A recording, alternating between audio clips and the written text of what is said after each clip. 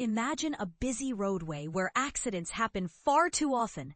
This is the reality Fifth Street in Davis has faced for years. But here's where it gets controversial. The city is now experimenting with a simple yet potentially transformative solution aimed at slashing crash rates at one of the most problematic intersections.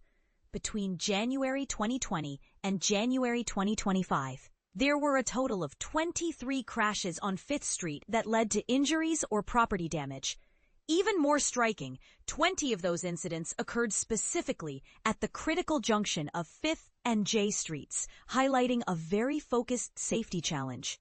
To tackle this, Davis is rolling out a series of temporary safety improvements that include restricting left-hand turns onto 5th Street from the neighboring I, J, and K streets. This approach isn't set in stone yet. The city will only make these changes permanent if they prove successful in reducing crashes.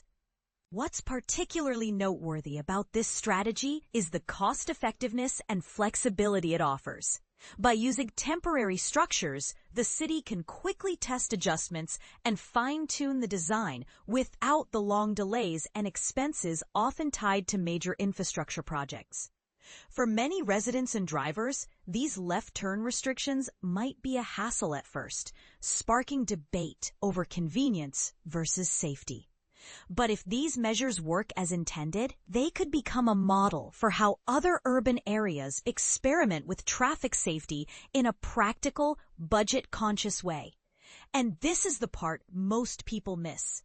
Sometimes smaller, cheaper fixes can have a huge impact when strategically implemented. What you think, is limiting left turns a fair trade-off for safer streets? Could these temporary changes reshape how cities address dangerous intersections nationwide, or might there be better alternatives overlooked here? Share your thoughts and join the conversation. This is exactly the kind of community input that shapes smarter, safer roads for everyone.